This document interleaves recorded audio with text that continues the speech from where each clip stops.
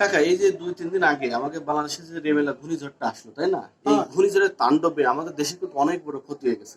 ব্যাপক ক্ষতি হয়েছে। অনেকের ঘর বাড়ি ভেঙে গেছে, গাছপালা পড়ে গেছে, বিদ্যুৎ সংযোগ গুলো নাই, অনেক গ্রাম পানিতে প্লাবিত হয়ে গেছে। এমনকি আমাদের বাংলাদেশে যে সুন্দরবন আছে, এই সুন্দরবনের কিন্তু অনেক পশু পাখি মারা গেছে। বহুত প্রাণহানি হয়েছে। আচ্ছা কাকা, যারা মনে করে যে ক্ষতিগ্রস্ত হয়েছে বন্যায়, তারা তো এখন ঠিক মতন থাকতে পারতেছে না, খাতে পারতেছে না, এমনকি তাদের মোবাইলে কিন্তু চার্জও নাই। না, তাদের যে আত্মীয় স্বজন যারা বিদেশে আছে, বাইরে যারা কাজকর্ম করে, তারাও কিন্তু তাদের সাথে যোগাযোগ করতে পারতেছে না। তাদের মধ্যে কিন্তু একটা নেগেটিভ চিন্তা ভাবনা চলে আসছে যে তারা বেঁচে আছে কিনা, মরে গেছে, খাচ্ছে কি খাচ্ছে না, কোথায় আছে, কি করতেছে, মানসিক টেনশনে আছে, কারণ তারা যোগাযোগ করতে পারতেছে না। আচ্ছা কাকা, আমার একটা কিছুতেই আমার মাথায় সেসব আসে না, চিন্তা ভাবনা করে আমি পারিনি। এই যে কিছু কিছু মানুষ, এরা মানুষ বলা যাবে না, কিছু হারামির বাচ্চা, এরা এই যে যারা বন্যায় ক্ষতিগ্রস্ত হয়েছে, এইসব মানুষের রক্ত চুষে নিয়ে যাচ্ছে এদের কাছ থেকে। কিভাবে রক্ত চুষে নিচ্ছে? আরে কিভাবে রক্ত চুষে নিচ্ছে বুঝতেছো না? মানুষের মোবাইলে কি চার্জ আছে? মানুষ যোগাযোগ করতে পারতেছে?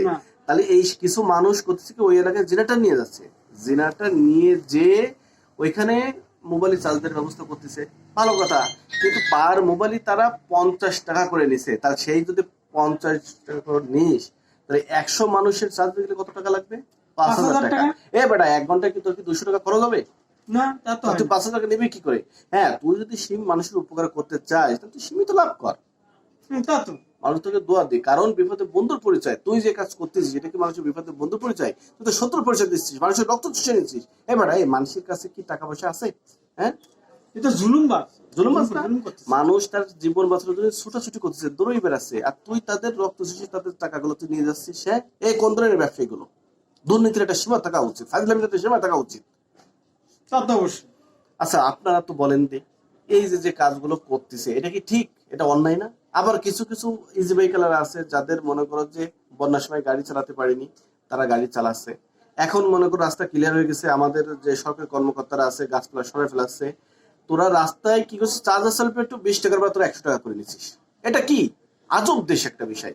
আচ্ছা, এই মানুষের যদি আপনারা বিচার চান, তাহলে অবশ্যই আমাদের কমেন্ট বক্সে লিখবেন, এবং আমাদের ভিডিওটি ভালো লাগলে লাইক কমেন্ট শেয়ার করবেন, এবং পরবর্তী আমাদের ভিডিও পাওয়ার জন্য আপনারা অপেক্ষা করবেন। আমরা এইভাবে সমাজ সচেতন শুধু শুধু ভিডিও বানিয়ে থাকি, বিনোদন ভিডিও বানিয়ে থাকি। আপনারা ভালো থাকবেন, সুস্থ থাকবেন। আল্লাহ হাফেজ।